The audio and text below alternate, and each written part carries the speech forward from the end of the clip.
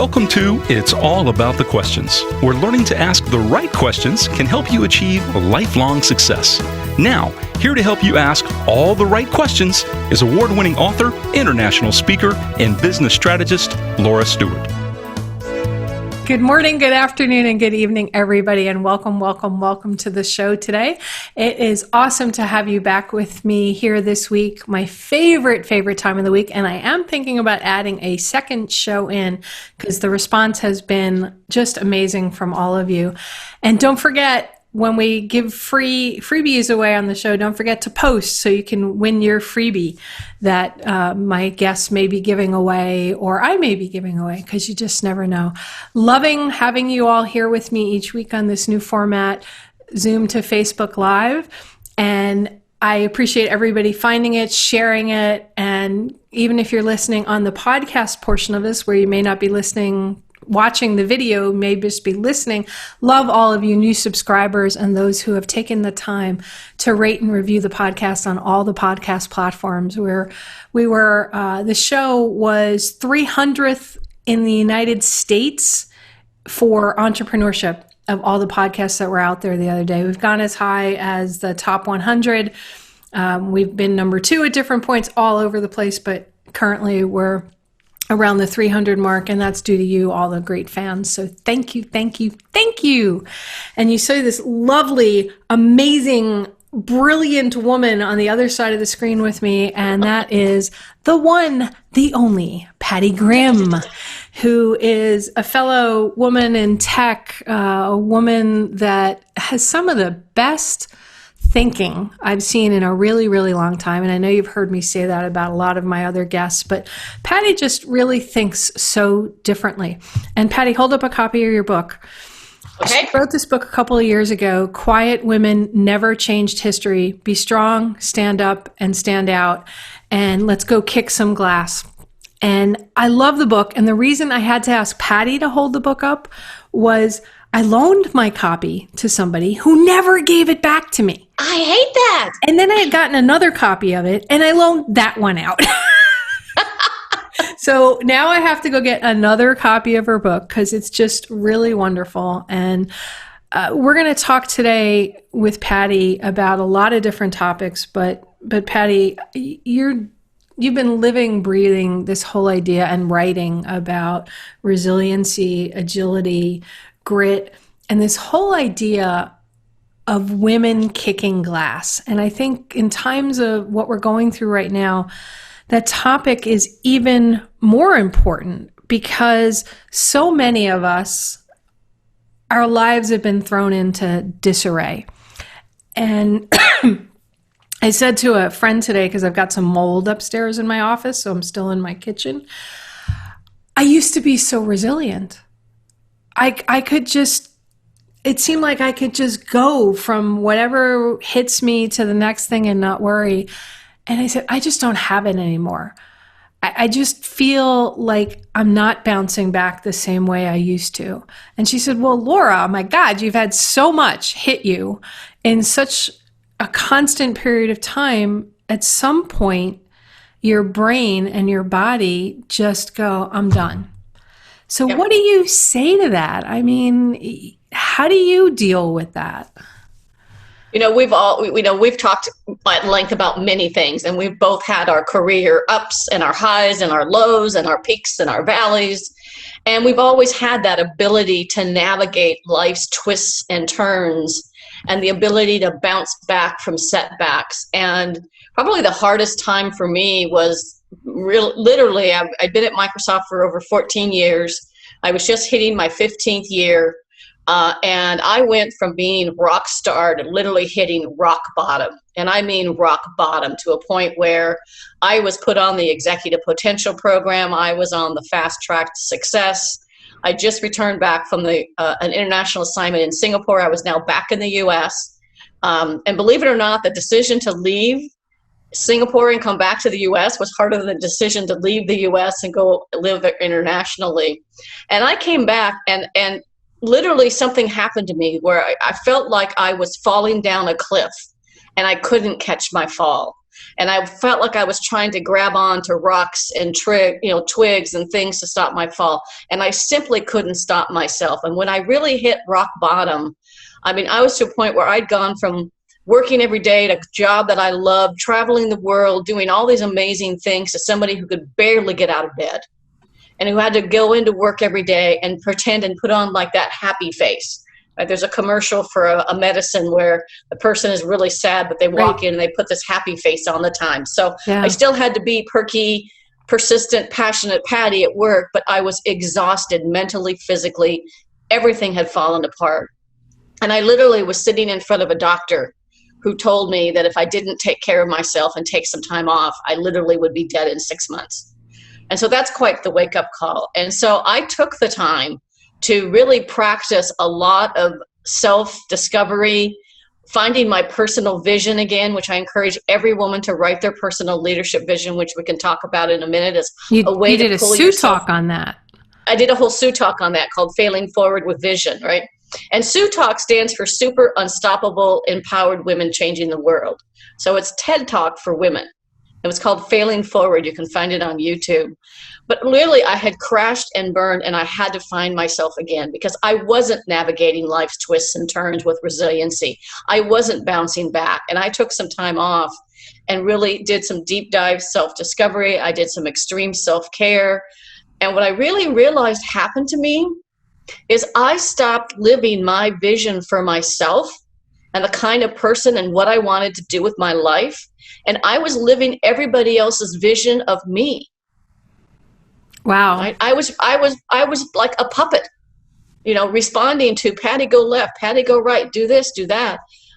And I lost sense of family, I lost sense of God, I lost sense of my vision, my purpose in life. And I really realized it when I had to rediscover that vision again of who I wanted to be and the kind of, I guess, legacy I wanted to leave on the world. Well, listening to you talk about that story, and you've shared that with me before, but I don't know why, but today it seems even more impactful to me with the whole personal vision and reconnecting to yourself and that you had been doing everything for everybody else. Right now, what's happening for a lot of people working from home, especially women, and some people may say, oh, it's no different, both husband and wife are home, or maybe it's a single mom at home. And no, it's not an unfair burden.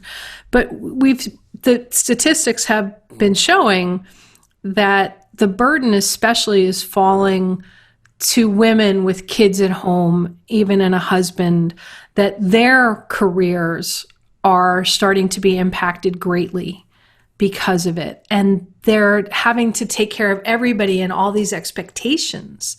How do you work through that when, now you can't just maybe take 6 months off or 3 months off or, the eat, pray, love. Not everybody can do that.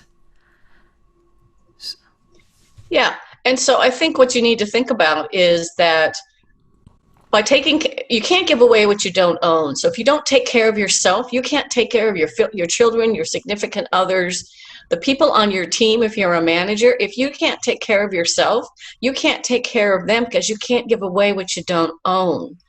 And so I would highly recommend that people do take some time and also set some boundaries, right? I mean, literally sit down and have family meeting and talk about, I need some, we need to work out something. This isn't working for all of us because when I'm stressed out, everybody else is stressed out too.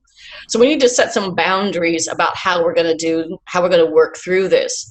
And then it does get back to your book about, what would a wise woman do?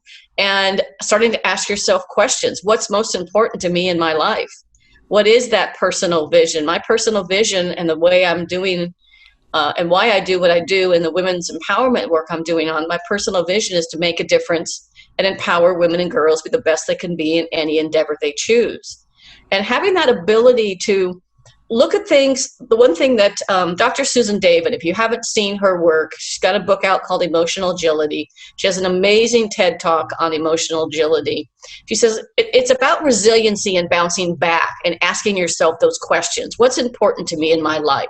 What do I value about myself? What could I be doing differently to get a different result? It kind of goes back to our joint friend, Deb Lewis, and her after action reviews, right? When things happen. Oh gosh, love Deb. I know Deb. I talked to her a couple of weeks ago. We just had a blast catching up. And she was really she was in my, I think you connected me with her, and she's one of the interviews in my book, as well as you and many others. And Deb always had this after action review. She was in the first class of women to graduate from West Point. They just celebrated their 40th anniversary. And of course, she went on to have a 40-year career in the military, including commanding troops overseas in places we'd never Colonel want to go. Deb hired. Colonel Deb Lewis. And so she always had this after action review. When something happens, ask yourself what happened, why did it happen, what did I learn from it, and what would I do differently to achieve a different result? So if something's not working, what could I be doing differently to achieve a different result so that I can navigate those twists and turns? And part of Susan David's work on emotional agility really goes into looking at the world with eyes wide open and looking at the twists and turns that come your way with clear-sightedness and an open mind, and not trying to make everything perfect and pretty and that it's all happy and, unicorns and flowers all the time. When things are bad, just admit things are bad and get angry about it for a little while. And maybe get frustrated, and then ask yourself, what could I be doing to get a different result? That whole idea of perfectionism is an interesting one to me. And here's why. Before working from home, people went to an office, they got dressed up, and they sort of put on their business face. Mm-hmm. Their whole life hopefully stayed home a little bit more than it did, except for maybe a child illness or things like that might happen. But there was a definite more delineation between the two worlds. Now that everybody's been working from home, and it's more than a week or two of it, because in the beginning, I know that people on the Zooms were still getting dressed up. The hair was still okay. Women were still putting a lot of makeup on to do all the Zooms. And then as the months progressed, we're seeing people only get dressed from the waist up. We see the animals wandering through across the Zooms. We see women going, it's okay that I don't have my makeup on. I mean, look at the Good Morning America and Today's Show hosts when they had to do from home without makeup artists. You would think by this point in their careers, they knew how to apply makeup, right? You would just think that, or do their hair. But it's hard for a human being to do it as well as a professional hairdresser or makeup person can do it. So I'm seeing that on some levels, perfectionism has dropped, and people are just trying to do what they can. At some point, where does that line of perfectionism, professionalism, authenticity blur?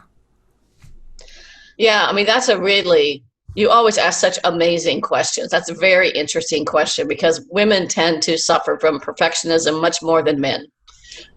Whether it's dress or hair or being the perfect cook or the perfect wife, the perfect team player, the perfect boss. And it kind of goes back to how we were always raised to, don't say anything unless you have something nice to say. And, you need to put on a dress and look nice and get out. I was a tomboy, so I was always climbing in trees and tearing my dresses. And my mom would get mad because I was always dirty because I was playing with all the boys. My mom just gave up and got rid of the dresses. My mom finally gave up. She would never dress me in white. Yeah. and very few colors of light shade colors. I think there's a balance between being authentic and genuine in who you are and having some level of professionalism without the perfectionism. When you look up the definition of perfectionism, I'm a freak about words. You're a freak about questions. I'm a freak about words. Oh, me too. I want to know what words mean, right? So when people used to talk about reacting all the time, I had to look up what react looked like and where it came from. And you can look up the chemistry experiment. But as humans, when we react in those situations, could be on a Zoom meeting, we go from our front part of our brain where we think to the back part of our brain where we truly become cavemen again or cave women again. Right. And we get in that fight flight mode. And we, in essence, when you react, you're acting without thinking, which means you engage your mouth without your brain. That doesn't very often turn out well. You can't kick that thought bubble back when it's out hanging in the air. With perfectionism, it's really a personality trait characterized by someone with extremely high standards beyond what anybody else could imagine about what being perfect looks like, combined with being overly self-critical and caring too much about what other people think. Okay. Now, I think that's worth saying one more time. So perfectionism is a personality trait characterized by someone with extremely high standards in everything, combined with being overly self-critical and caring too much about what other people think. Okay, that's very loaded. That's a very, very powerful definition, and nobody can achieve it. So strive for excellence and play to your strengths. That's one of the other big things in my book. It's all about playing to your strengths, because you're going to be better and happier and more productive and less stressed when you're playing to your strengths, because you can't be great in everything, right? I'm really crappy at details. I tell people when I do presentations or virtual events, I'll guarantee you will find at least one typo in these slides, even though I have proofed it 100 times. I can't see that I use the word T-O instead of T-O-O, because I just don't see the details. It's not my strength. I have somebody else proof my things now. But you play to those strengths and strive for excellence in the things you do well, and you let go of the perfectionism in other areas, and you have that sort of self-critical humor, self-effacing humor of saying, well, I'm just not good at that, or I'm not great at this, but I hire people or I have people around me who have those things. So I think you need to be your authentic self. And when it comes to Zoom meetings, I still want you to turn on your camera and show up. Women, we've got to be more visible, more valuable, more vocal. I could scare you with some of the stats on where women are in the workplace in terms of wage equality and getting to pay parity, and the fact that there's still 13 states that have not passed the Equal Rights Amendment, and Florida is one of them, my dear friend. Oh, yeah. We're behind on a lot of things. From the 1970s, guaranteeing women the right to equal pay. But I still want women to show up at these Zoom meetings with their camera on. Maybe you're only dressed from the waist up. Think about your camera background before you get on that Zoom meeting, and take a look at what's behind you. And yeah, they're going to have the dogs or the kids or the gardeners going to come by, but try and be as professional and authentic. And so many people are like nowadays, why wear makeup when you've got to put a mask on your face all day? Well, and then it gets all over the mask, and it's kind of yeah.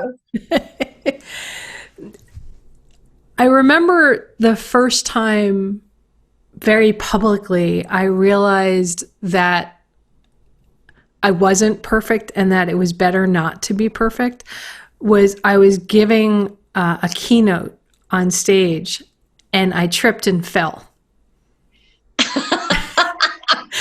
I think we've all done that. I ended up flat on my back. I mean, I hit hard when I went down, and it was one of those, as you're falling and you've got, you're all mic'd up and everything. And I fell hard, and I'm on my back, and I'm laying there, and the whole audience, and it had to be 1,000 people in the room, just went, and then I'm laying there and I'm not moving at first because, you're just trying to take stock. Yeah. Plus, I was mortified. Very thankful I was wearing pants and not a skirt, because it would have ended up over my head, I am sure. And I'm laying there and I realized I better say something, because you could see the event people, getting ready to run up to stage to check on me. And I went, wow, I never saw what that ceiling looked like before. You made a joke out of it. I made a joke out of it. And people went, oh, she's okay. And in essence, it made you more human. It did. And as I was laying there and I'm getting ready to get up, I go, I'm kind of enjoying being down here. It's much more relaxing. And I just kind of riffed for a little bit, and then I got up and I continued along. I joked about it and I acknowledged it, and I said, sometimes we all fall down in our lives. What matters is how you get up. Yep. And I turned it into a lesson. And when I got off stage, and I was, you walk off stage and then people come around you, and so many people said that it felt like the way I responded gave them permission to not always be totally together. Yeah. And that they didn't have to be ashamed by it. There's actual, I heard a research study years ago, and I don't remember where the research study came from, but they actually said that leaders or people that appear too perfect are not trusted because they're not seen as being authentic and genuine. Okay. Right. So all the work that's going on now about authentic leadership and heart-filled leadership and head, heart, and guts leadership, and all these things are all about being the real you and being authentic and genuine, and helping people learn from that. Right. So that the idea of it's not how far you fall, it's how high you bounce back. It's how you can persevere. That kind of word we were talking about earlier, like grit, right? That you have the perseverance to overcome obstacles that get in your path to success, so that you can become the kind of person you want to be. And that can be in any field, in any endeavor that you choose. What do you recommend, or what are the questions or process that you use that helps you define your personal vision and come up with ways of implementing it? Because I think that's so critical to what's going on for a lot of people right now. And they're just feeling lost. Like, I don't even know how to, they're still on the ground. Yep. They don't know how to get themselves up. Or maybe they're in a sitting position, but they're not quite ready to go to one knee to stand up. Yeah, and so actually, if people, and we can talk about this as we go towards the end of the interview, if people want to email me, I will send them for free a PDF guide of how to create your personal leadership vision, a pathway to do that, some background and history and things behind it. The thing I recommend people to do, and this is what pulled me out of that failing forward with vision, because when I went from rock star to rock bottom, I wasn't failing forward with vision. I wasn't asking myself the right questions, and I was trying to be that puppet for everyone else. Right. And so I had to refined myself. And I need to do that in a very special way. So here's what I recommend people do is that they take some time. They take some time and go to their favorite place. Mine is always around water. So I would go to, at the time I was living in Washington, and we lived not far from Lake Washington. So I would take my favorite journal and a pen, my favorite pen, because we all have one. And I'd go and sit on a rock on the shores of Lake Washington by myself. You've got your favorite pen. And I'd go sit there, and I literally closed my eyes, and I imagined in 5 years, I was sitting on my favorite TV show, which at that time was the Oprah show. Today, it would be maybe the Ellen show or some other show, Good Morning America, whatever show happens to be your favorite show. Oh, well, or your favorite podcast. Or this show. You're on your favorite guest. I'm on my favorite show. And I imagine I'm on that show, and I'm sitting on a couch with all my friends and family, my coworkers, my bosses, the people that I worked for, the people I worked with. And it's 5 years in the future. And they're talking about me as a leader. And I closed my eyes, and I sat there, and I imagined the words I was hearing people say, like, she made a difference. She was impactful. She was passionate. She was smart.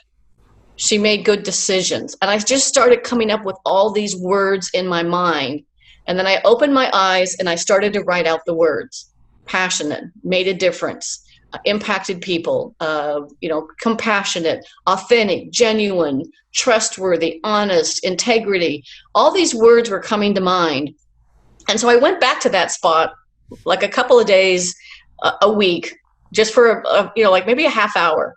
And I would find that list of words, and then I would ask people to take that list of words and pick your favorites, and then create your vision statement that says, Laura is a compassionate leader who makes a difference in the world by sharing her message and help people ask better questions. Whatever the words that come to mind. She has integrity, she's smart, she's dedicated, whatever those words are.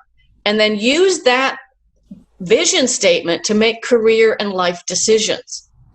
So mine is to make a difference. My biggest part is to make a difference. I wanted to, from the time I was a little girl, wanted to make a difference in the world, and I wanted to be a compassionate, caring leader that helped people find their full potential. And that was kind of the early starts of my vision statement. And so when I was with Microsoft and we'd sent our son off to college, and I was looking at 2 different international assignments. I could have gone to Germany and run the business excellence team in Central Eastern Europe. I'd be living in Munich, but I'd be working for Central Eastern Europe division mostly. Or I could go to Asia, and I'd be living in Singapore running the customer partner experience team. Both jobs were equal pay. Both jobs, I kind of liked the idea of the jobs, and it fit my strengths, and everything about it seemed to be the right opportunity. Equal pay, equal job, pretty equal bosses, because that's important to me, who I work for. And the team I was going to be on was important to me. And the difference was, why I chose Asia, was Europe had 1,000 people on the headquarters staff. That's servicing about 20 countries. Singapore had 125 people servicing 20 countries, from as different as Sri Lanka or Cebu, Philippines, with 2 people, to with Australia with 1,000, India with 2,000, Japan with 1,000. Where was I going to have a chance to make a bigger difference? One of 120 something staff, or one of 1,000? The decision was so clear.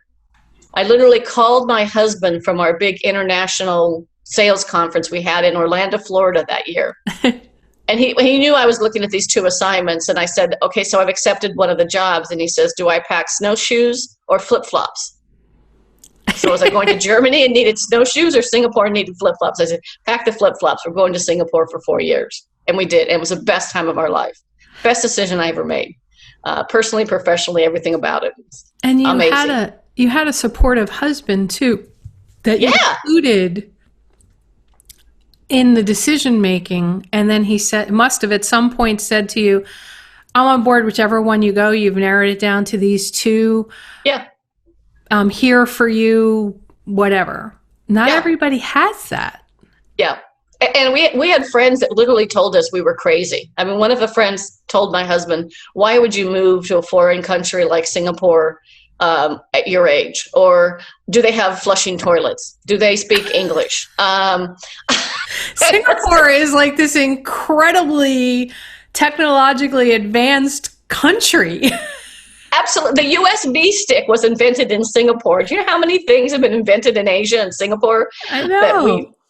So anyway, it was a great decision. And, it was the first day I walked into that headquarters office, I had that, did I do the right thing? Am I really qualified for this job? What if they don't like me? What if I fail? And I had a little bit of that perfectionism, imposter syndrome on my brain. And I tried to fit in for a while again in somebody else's mold. And then I realized, no, this isn't me. I need to be me.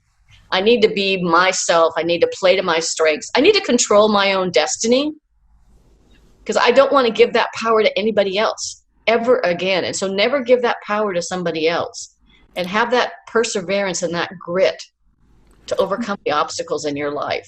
What do you say to somebody who's listening, either live on Facebook Live? And by the way, everybody, if you have a question to ask for Pattie or for me about anything that's coming up during this, please, if you're watching on Facebook Live or up on YouTube, please type your comments in and we will get to them after the show is over. And if you're listening on podcast, we're going to be sharing contact information for Pattie, because she's got that great PDF she can send you.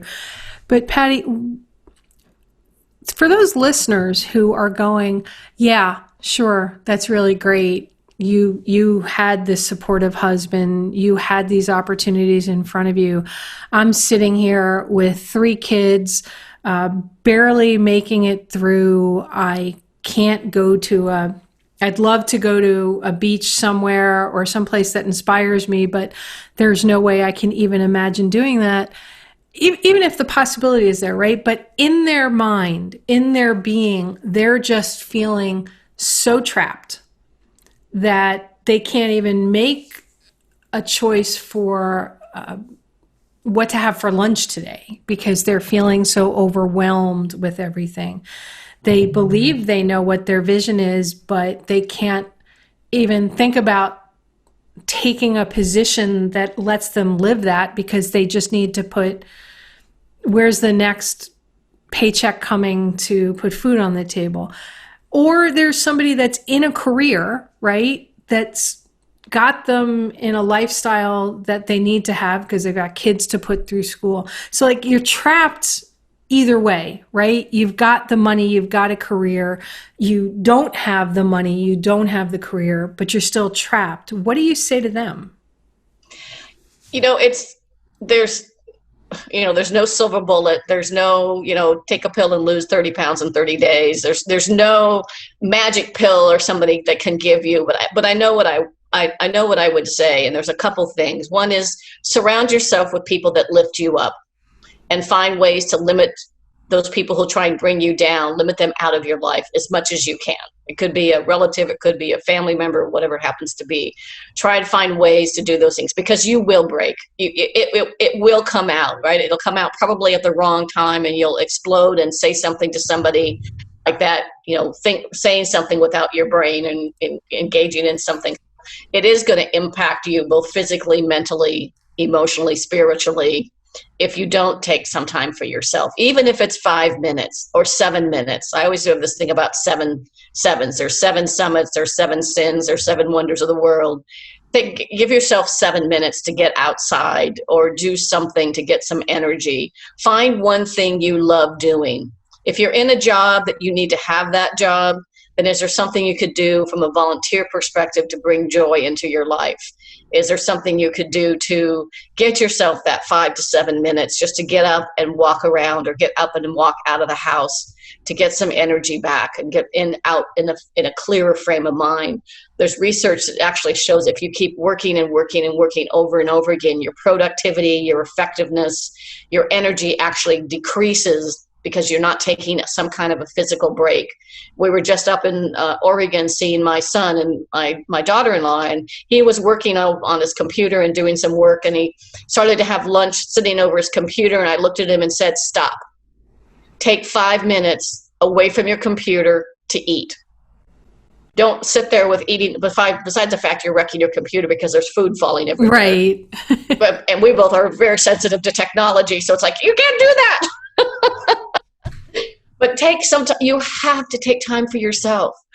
Throw yourself a pity party if you need to, but you've got to pick yourself back up and find a way to regenerate something in your life that brings you joy. It might be gardening. It might be baking, right? At one point, I live in Palm Springs, California, which, by the way, it's going to be down to 115 today. Oh, we're at 104. Yeah, I know. And we're not human. So, at one point in time when the COVID first hit, I started getting into baking bread. And I hadn't baked bread in my life, like ever. I started baking bread until they ran out of, there was no flour, there was no yeast, there was no sugar, there was no baking ingredients on any shelf in any store in the entire Coachella Valley. We went to 8 stores. And nobody had them because everybody was baking because baking was bringing them some kind of joy. They did something. They got up that morning and they made their bed. There's a really famous YouTube of a military colonel or a general that talks about, if nothing else, get up every day and make your bed so you accomplish something. Go take a walk for 5 minutes. As long as you're allowed out. As long as you're allowed out. Well, hopefully you can at least go outside your door. Yeah. I really feel sorry, especially when the COVID first hit. was for people who were single people living in New York City in a studio apartment that was maybe 400 to 500 square feet at best, with no balcony and no ability to get outside of their tiny apartment. And, what do you do? You've got to read, find something that brings you joy. Binge watching's gotten huge, obviously, because people are binge watching. But how do you combine the agility to look at life's twists and turns and look at the good and bad and ugly? Not try and put down the ugly too soon. Recognize it, almost question it. What could I be doing differently to get a different result? Or if something's going well, what could I keep doing that's getting me satisfied in my life? I have a friend who learned how to sew during COVID and has done that. Lots of people, of course, during this time period have been purging, going through closets that have never been opened or things like that. I have a friend in Melbourne, Australia, who is back under lockdown right now. Several kids in the family and a husband, and she can't figure out how to even grab 5 minutes a day for herself without intrusion. Like, look, just leave me alone in the bathroom for 10 minutes. And she's like, they find me. It's almost like the dog that always manages to get your bathroom door open when you walk into there. And they're only allowed out of their house, I think it's once a day for an hour or something like that. Right. And that includes grocery shopping, doctor's appointments, and all of that. So resiliency and agility really begin to play. Yes. Greatly into everything. And lack of it begins to show up even more in, as you said, some scary ways. So let's talk about that. Your body has a way of sending you messages when your mind won't listen, right? So when you keep saying, I'm okay, I can get through this, your body is going to eventually, you're going to start to feel some aches and pains you never felt before. You're going to start to, in some cases, self-medicate, whether it be with drugs or alcohol. I mean, depression is now one of the number one illnesses in the world. And I mean, every time I see a depression commercial, I'm like, okay, so I'm depressed and I'm taking one medication, so I'm going to take another medication. And I was there. When I hit rock bottom, the doctors were telling me I had anxiety, depression, and adrenal gland failure. I was losing my hair. I gained 35 pounds, and I was doing all of those wrong things. And it did break me. And I had to find my way back out of it. I had to get back and say, I'm going to get up every day. And even when I worked full-time at Microsoft or anywhere I worked, I would get up at 4 or 5 o'clock in the morning, usually about 4:30, 5 o'clock in the morning, just to get a workout in before the kids got up. And yeah, I would say, I'm not that person. I know. Well, whatever. Some people exercise different times of the day, but I had to get back to eat well, take care of yourself, invest in the free app of Headspace where you can meditate for 3 minutes. And set boundaries. Just say to your significant other and children, saying, if you guys don't give me time, mommy's going to break. And it's not going to be pretty. You've got to be honest with people, right? Trust me, when it goes, I always tell people I have a very, very strong tolerance, and I don't get angry very often, but when I do, it's like spontaneous combustion. It's big, it's fast, it's over, and I'm done, right? No grudges, no nothing. It's just like... And I don't want to get to that space where I'm blowing up or blowing up at my children and saying the wrong things and then later regretting that reaction I had because my thinking brain has been so clouded that now I've got back to that reactionary fight-flight brain, and it's not pretty. You said you needed to be honest with yourself, and I think that says so much because when I'm not as resilient, when I can't seem to bounce back, when I'm crying on the phone with the mold remediation guy because my bathroom ceiling upstairs after the AC replacement got some mold, and I'm crying.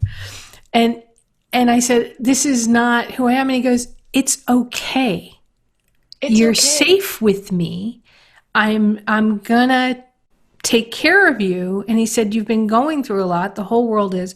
And I realized at that moment with what you just said, Pattie, yeah, I wasn't being honest with myself. I was saying to myself that I needed to be strong.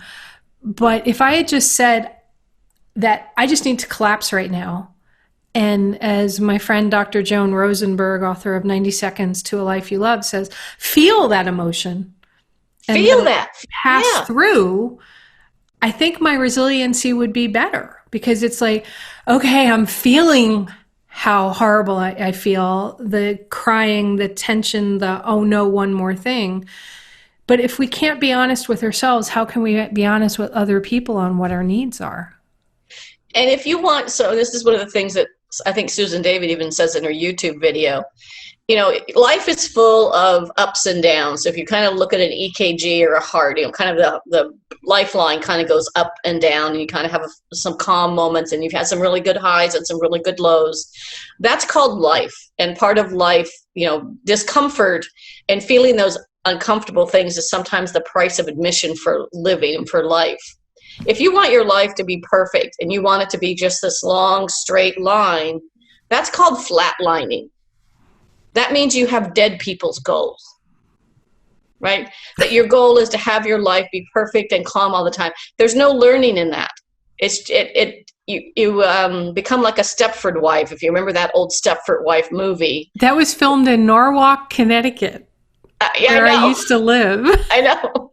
And if you don't know the film, you can go probably find it on Netflix. But in essence, the women were all made to be they were made to be like robots. They were the perfect wives. They were, you know, in the perfect little outfit with the pearls and the house, and everything was perfect. And anyway, so you don't want to become this flatline Stepford person where you don't have those learnings that come through the struggle. That's interesting, because, you know, I have the sound-induced vertigo, which is really difficult when I speak for a living, right? And I have 30 billion different kinds of earplugs and everything that I wear. And they wanted me to do brain retraining, to retrain my brain and my ear muscles to respond to sound. So they take hearing aids and they convert them to sound generators. So instead of them amplifying sound, they create sound themselves, and they pump in through the use of an app different sound frequencies. Now, everybody's heard about white noise, right? Right. Where they want you to put some other background noise in that masks whatever noise is. And white noise is very much like that EKG you were talking about, right? Where the lines are up and down and it masks things. They had to start me with pink noise, which is a flat line. Yeah. So that my ear just got used to any kind of sound at a frequency flatlining across. But the goal is that by putting that flat line in, it helps you deal with the ups and downs more, because there's always some form of noise. Yeah. And just the fact that you're continuing to do your show, you're continuing to engage and reach out to people, you're continuing to make a difference in the world, given all you're going on with your hearing vertigo issues, which is that in right itself, that in itself, that's resiliency. Okay. That's having agility and the perseverance and grit to get through a very tough situation. And you're making it work. Does it work every single day? No, there's probably days you get off your show and you're absolutely exhausted, but you make it work. Then I go into silence for typically a day or two after the show, just to let everything calm down. But this, and thank you for that, because I tend to be very hard on myself. So I don't think about that, you know. Yeah. Stop it. Very famous Newman Show episode. Stop it. Did you ever see that? That or the whole thing, stop apologizing, girl, and stop saying you're sorry. And yeah. I wanted to talk about your book a little bit before we end the show today. Hold it up again. Quiet Women Never Changed History. Be strong, stand up, and stand out.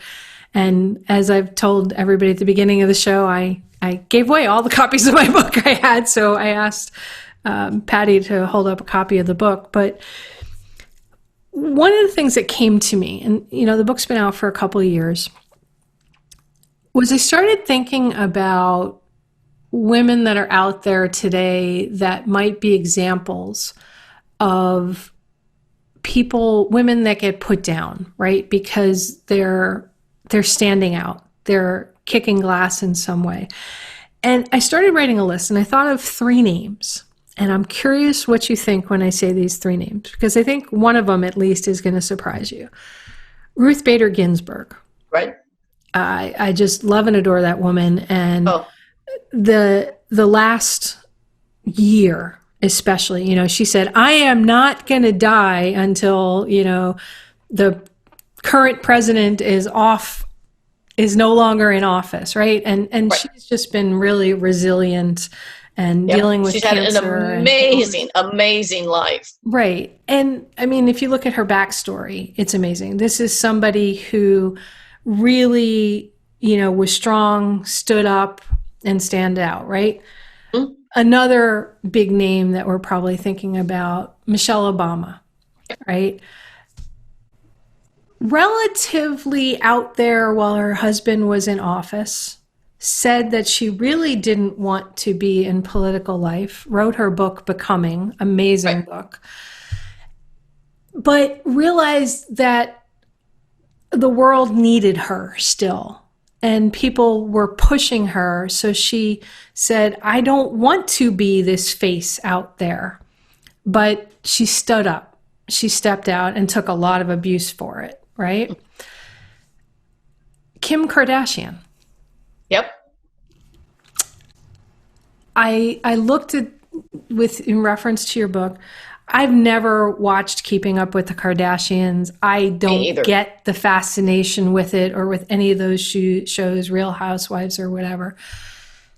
She decided she wanted to make a difference in a different way than people perceived her. And she's worth a lot of money because a lot of people follow what she does, right? She started following penal law and stood up and went to the government and said this person shouldn't be in jail, and got the pardon, or even on death row.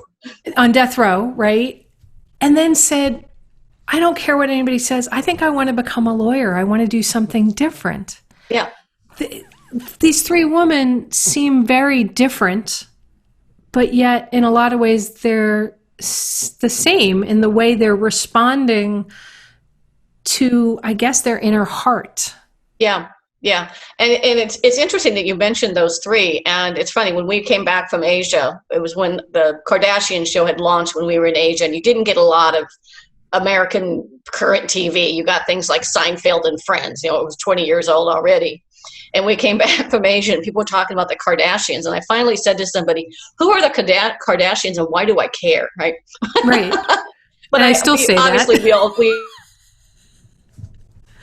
We all know those 3 women, and there's many others as well. The current Prime Minister of New Zealand, right? Jacinda, can't remember her last name all of a sudden, but she's done an amazing job in New Zealand. She's handled a major earthquake that brought the capital to its knees. She handled a massive gun shooting where she immediately banned assault weapons. She's handled the COVID crisis, although it's come back a little bit now, but they were completely COVID-free for 3 or 4 102 days. 4 months. She just passed a law that everyone, regardless of who you are, your race, your color, your age, your gender, that everyone is equal, is on the equal pay initiative. So she's done some amazing things. And they're all women that have done some things, which was interesting. When I went to write my book, after I had that crash and burn at Microsoft, and I came back stronger than ever, and I stayed another couple of years, as I spent 3 years interviewing over 3,250 people, including people like you and Deb Lewis and other men and women, about what makes a great woman leader. And I found these 5 things. And we won't have time to talk about all of them, but I'll just give you the highlights of the 5 things that are in the book. And I do have a special offer for your listeners. Besides the PDF, free PDF, I have a special offer on my book. But the 5 things are: play to your strengths. So know what your strengths are and play to those strengths and make career and life decisions that fit your strength. Number 2 is to be able to stand up. In order to stand up, you need something to stand on. You need a platform. So you need that personal vision to make those career and life decisions in alignment with your strengths and alignment with who you are, your voice, but also your vision for yourself. Number 3 is to stand out, which is be more valuable, be more visible, and be more vocal. So once you know your strengths and you have that vision, become so valuable that you become a master in your craft.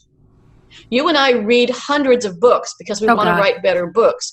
I listen to YouTube videos and listen to other people speak and watch their presentations. So I want to be a better speaker. So I want to master that craft and then be more visible and be more vocal. So that means standing up for yourself and speaking up and saying, my team and I did this, not my team did this. So that you're giving yourself more visibility. And then be more vocal. Be more vocal. So that's kind of in that stand out category. Number 4 is put yourself number 1 on your things to do list. Take care of yourself because you can't give away what you don't own. So eat, pray, love, do what you need to do to make your life more whole, even if it's just this much of it. And the last one is pay it forward. And so it's pay it forward to the next generation of women leaders. Women pay has gone up 1% in the last decade. And they say it'll take until the year 2277 for women to achieve pay parity at this pace. So we have to leave the world a better place. That means lift up other women. Collaborate, don't compete.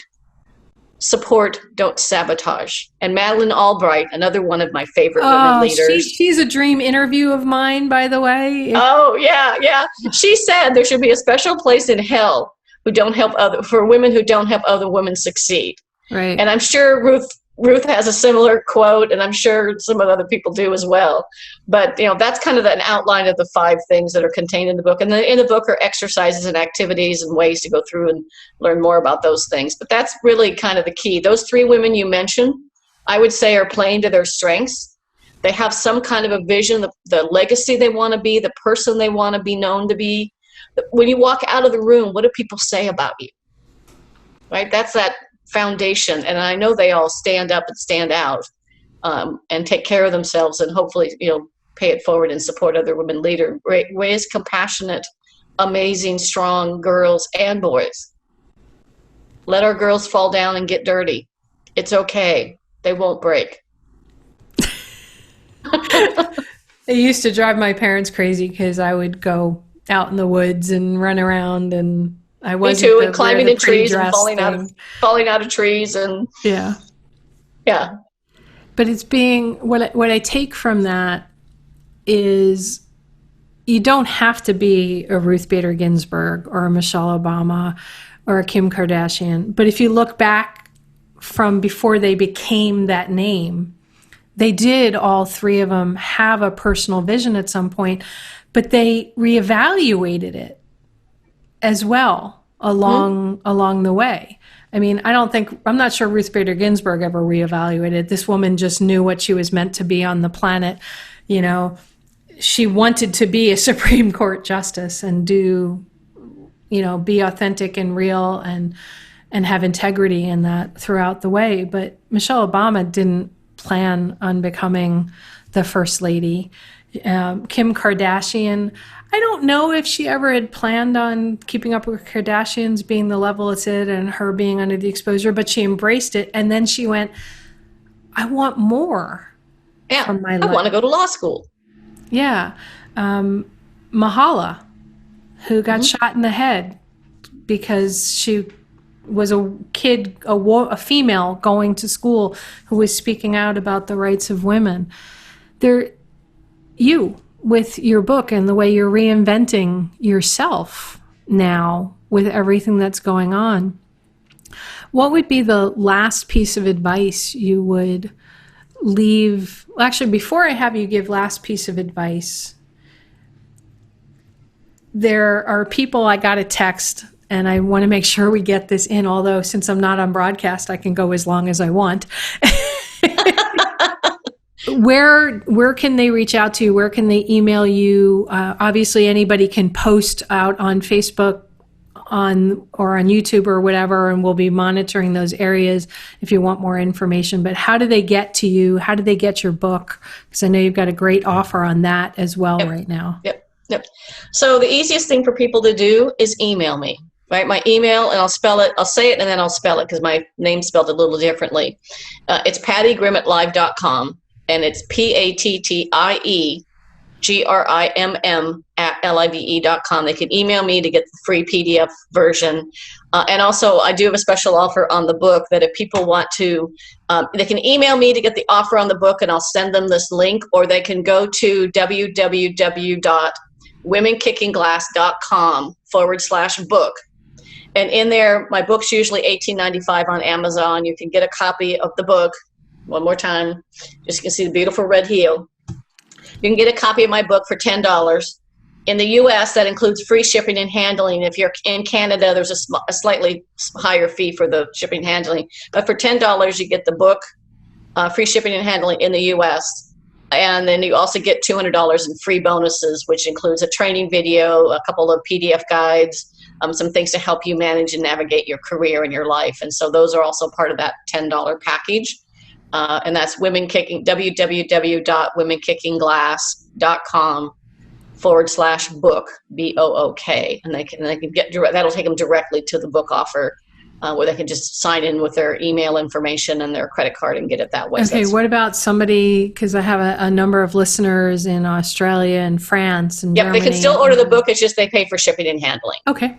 That's the only difference, because it's just too crazy to figure out the shipping. So they just pay a little bit more for the shipping and handling. But it's still $10 plus shipping to Australia or England or someplace, whatever the cost would be to ship it there. Okay, great. And it's Pattie Grimm at live.com. Yeah, PATTIEGRIMM at LIVE.com. So last thought that you want to leave all of my listeners with about, anything we've talked about or something that we didn't, but you think is important to be said.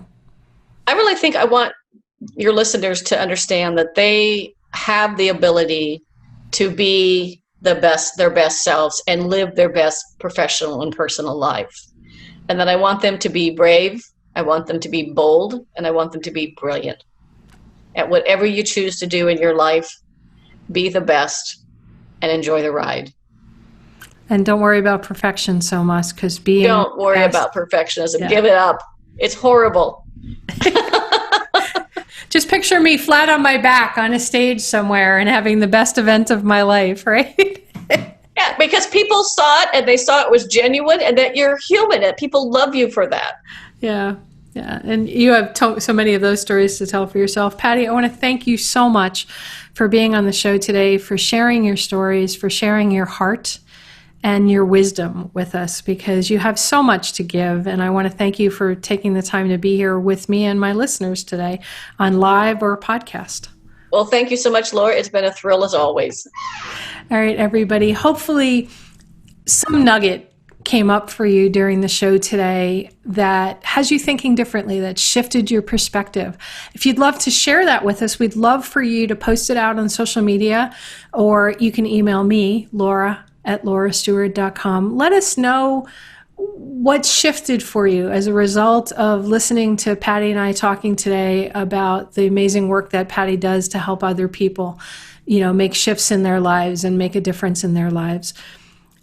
At the end of the day, who we are as individuals are who we feel inside and who we present to the world.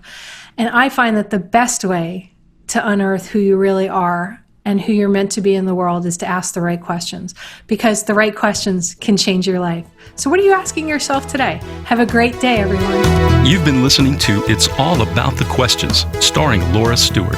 Connect with Laura at it'sallaboutthequestions.com and download a free workbook that will help you ask better questions starting today.